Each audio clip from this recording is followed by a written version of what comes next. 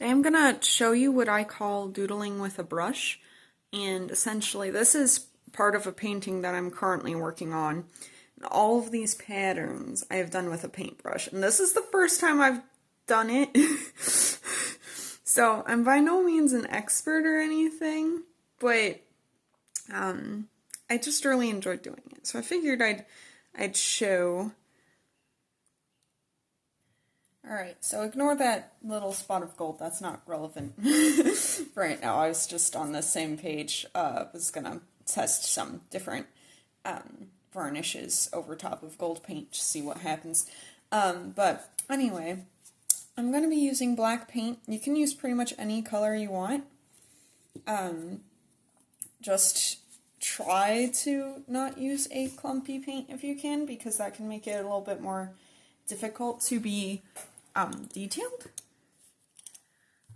And you'll want to use a fine brush with kind of the least frayed bristles that you can find.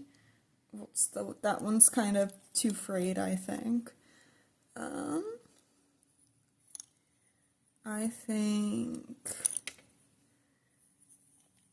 this one should be good. I mean, that's still a little bit frayed. All of mine are pretty frayed.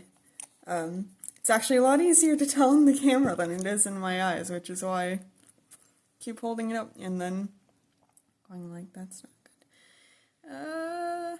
That's better than the other two, I think. So for my paint that I'm using, I gotta shake it up because it keeps separating itself, and this paint is just some cheap paint that I got a couple years ago. I don't really like it very much, but that's okay. So I'm trying to use it up. And we have a little bit of it left, I think.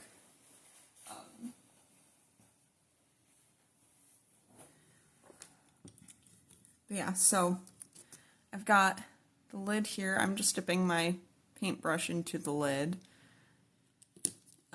And you don't want too much paint, but you want enough. Oh my goodness, I'm sorry, the focusing is going wacky. But you don't want too much paint, but you want enough to actually paint with. And I found the trick is to go as slow as possible.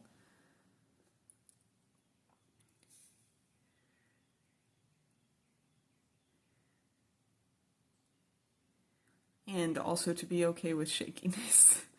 Because, at least for me, it's a lot harder to paint with a steady hand than it is to draw. But I kind of like the wobbliness. Then kind of once you notice that your paintbrush is out of paint, or running out of paint, obviously get more paint. And for me, this has been either if it's just felt more scratchy, or if I notice that my line quality is changing. So sometimes, like, if there's only paint on the side of the brush, I find that I actually start using the side of the brush, and then the line looks thicker than usual. Or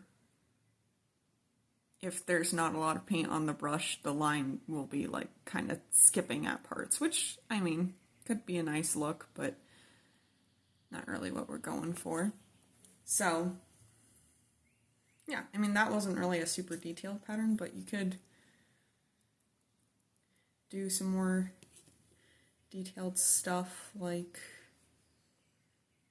I don't know, doing a lot of lines close together and stuff, just like you would with a pen.